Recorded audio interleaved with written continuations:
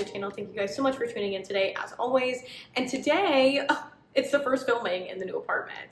I'm so excited to share with you guys the little temporary coffee bar setup. We're gonna be slowly unpacking things, getting the apartment furnished. So for right now, this is where my coffee bar will be. You'll see me filming TikToks, etc. on that, so definitely check those out. But speaking of coffee bar, I have a new coffee bar edition that I'm really excited to talk to you guys about, and that is the new DREO BaristaMaker milk frother. DREO was very kind to send me their new milk frother a couple days ago, and I personally have been really excited to not only unbox it and try it for y'all, but also to try it for myself, because I personally have been on the hunt and the search for a new electric milk frother that's at a somewhat affordable price point that can create microfoam.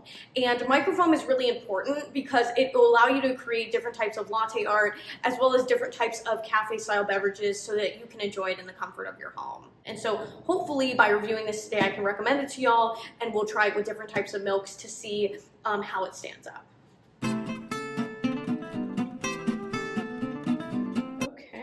Wow. So they've apparently tested it on a whole bunch of different alternative milks, which I'm really a fan of because of course I drink alternative milk, but they've also tested it on different types of cow's milk. They even listed the brands of the different types of milk that they've tried it on. So if you're a big fan of like Oatly, Califia Farms, Almond Breeze, etc., these are apparently, you know, brands that are supposed to work really well with this machine.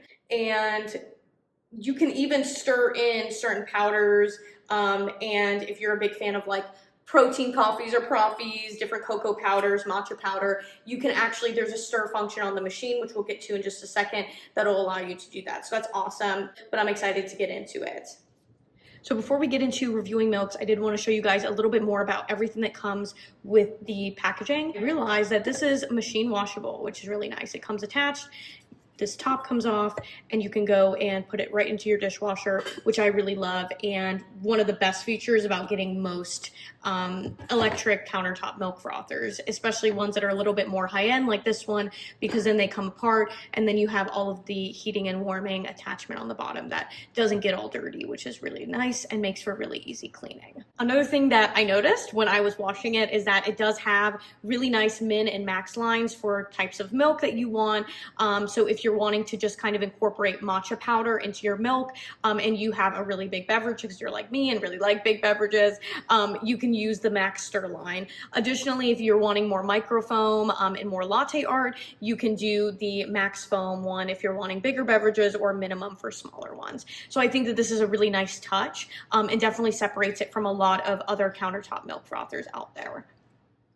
Now, in terms of setting it up and usability, I found this really, really easy, and this is coming from somebody that, again, is not very great at tech whatsoever. All I had to do was plug it in, and then it made this sound and lit up when I plugged it in, signifying it was on. If I want to turn it back on because it's been on pause for a little bit, I will press play, and then you can start selecting your different milk types, your different stir modes, etc. If you want it frothed, you're going to stay on this part of the machine so that you can select different types of milk. So I can do half and half, almond milk, all the different types of alternative that they listed in the user guide and quick guide. And then you can also select the different types of foam that you want. And if you want cold foam, all you have to do is keep going. You can signify if you want like a thicker cold foam, etc. And then if you're one that likes matcha lattes like me, or if you like chai teas, if you like making your little protein coffees, all you need to do is go to the stir mode side of the menu, and you can select the different types of speeds that you want. So they go on low and high. And then same thing for the temperature. You can select if you want it cold, if you want it hot. But I'm excited to try out different temperatures as we go along. One last feature I wanted to talk about before we get into test driving her is that this milk frother comes with 2 different frothing tips. And this is really important because it's honestly what separates this milk frother from other countertop milk frothers out on the market right now. And why it's important is that typically you'll see this style of frothing tip, it's called a disc frothing tip, in different types of electric countertop milk frothers. For example, my Bodum electric milk frother has it. And it does a pretty good job of incorporating different powders into your froth and heated milk. For example, I would put matcha powder in there. I'd even put protein powder in there sometimes, or even cinnamon powder if I wanted like a cinnamon cold or hot foam. So it does a really good job of making thick, hot and cold foams. Now, alternatively, this impeller style milk frothing tip with that mesh screen on the bottom is really what's going to allow you to create the different types of milk textures needed to differentiate between a flat white, latte, cappuccino, as well as allow you to make really nice latte art, because often when you're using these disc style tips, or even if you're like steaming your milk improperly, a lot of air can create larger bubbles in the milk that can kind of interfere with your ability to create those different milk textures and create latte art like you would want it in your espresso-based beverages. So this is a really important differentiator between this milk frother and a lot of other ones, and I'm really excited about how this was engineered and to try it myself. So I say we get into it. Okay guys, so the first milk that we're going to be testing on this milk frother is whole milk. This is probably going to be the easiest of the three that we're going to be trying, so let's get into it.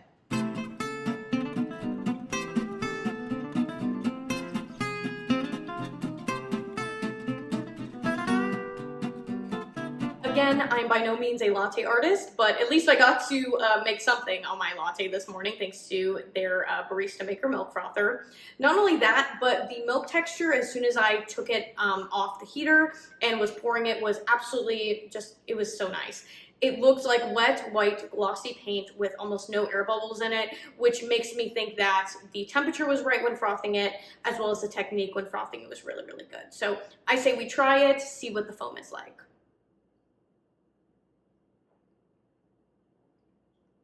This milk texture is so nice. It literally tastes like a really high quality latte that I've made in the comfort of my home. But I say we try it on different types of milks. The next one we're gonna try it on is skim milk. One thing I wanna note while pouring the skim milk anyway out into the cup today over my espresso is that there was quite a bit of milk separation. There was like a foamy layer of milk on top when I was pouring it, and then a following like more liquidy, but yet warmed and frothed milk on the bottom. So that didn't really allow for any sort of latte art creation, unfortunately. It could have something to do with how old my skim milk is, because obviously as your milk ages a little bit, it's not able to be as well frothed. So that's something important to note. Generally speaking though, there's very little air bubbles that I'm seeing in my latte right now. And when I poured it off the heater and opened up the pitcher to pour it, it was also very glossy. So that tells me that it's at least frothing correctly. It might have something to do with my brand of skim milk as well as how old my skim milk is. So please bear that in mind. And I will also froth almond milk with this just to see if that's a trend that I'm seeing with milks that are a little bit less fatty. So let's give it a try.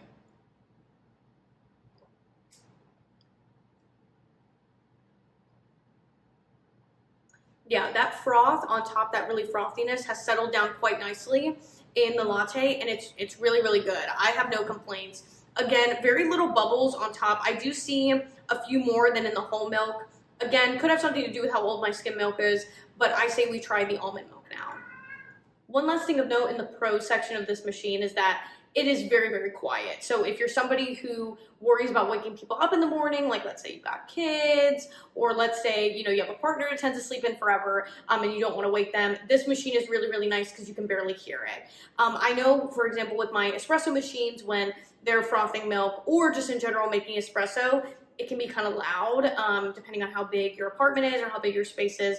That might matter to you. So if you do like quiet appliances, that's definitely for you. On another note, I did get done frothing the almond milk, and I will say a whole lot of bubbles, definitely not micro aerated like the other ones we've seen so far, like the dairy milks, which to be fair is very much expected. I have yet to encounter, even when doing a regular like pitcher of almond milk on an espresso machine, I do find it very hard to achieve like a nice equal microfoam aeration throughout with plant-based alternative milks, especially if you're using ones that are unsweetened. So I did really want to try that just to see. The results are, you know, definitely not 100% the best, but I'm excited to try it. This is actually really yummy. I'll have to try and see how this would differ if we get like the regular almond milk without it being unsweetened, and how those results differ. But because I just got done doing all the hot beverages that I wanted to do, I did want to try a cold foam because that's personally how I prefer my milk froth. It's very much hot in St. Louis as well as where I was in Baltimore, and all year round I'm basically an iced coffee gal and an iced latte gal. And so what really complements my beverages is cold foam. So I'm going to try that next with a little bit of heavy whipping cream and whole milk mixed together. Do you see this? Do you see how frothy that is? I'm so excited. Obviously, this is the thing that I was most excited about. Wow. That is a nice cold foam. So I made a vanilla iced coffee with a chocolate cinnamon cold foam. I'm so excited to try it. So obviously we know that the cold foam setting works, which I'm really excited about because I plan on using that basically every day. And additionally, we know that the disc style milk frother does a really good job. I'm even looking over at my coffee right now and it still has a whole bunch of cold foam on it despite talking at you guys just now and doing some cleanup behind the scenes. So I'm really, really excited to use this going forward. Now, this is the point in the video where I talk about my thoughts on the milk frother personally and whether or not I would recommend it to you all. And it's sort of hard because there is no definitive yes or no or one size fits all when it comes to electric milk frothers, let alone coffee making appliances and machines, because everybody's needs in the morning or in the afternoon if you're a big coffee drinker differ, right? At different time points of the year, different times of the day, etc. With that all said, my thoughts on the milk frother are that I really like it for three main reasons. One being that it's extremely user-friendly. The settings are very easy to tap on and change depending on the mood that you're in or the coffee that you want that day. Another reason I really enjoy using this milk frother today is because of its capabilities.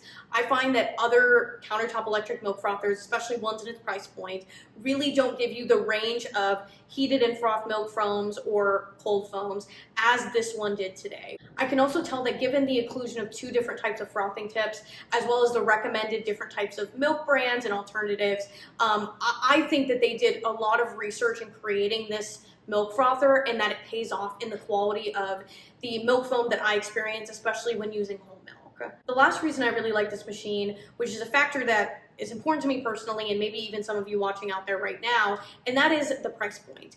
As of the time I'm filming this video and doing this taste test today, they plan to have a Kickstarter event in the next couple of weeks where it'll be available for $69, which I believe is a fantastic and crazy price point given the quality of foam that I experienced today, as well as comparing that experience with some of the other countertop electric milk frothers that I've had that are, you know, sometimes even 150 plus for the same quality that I got today.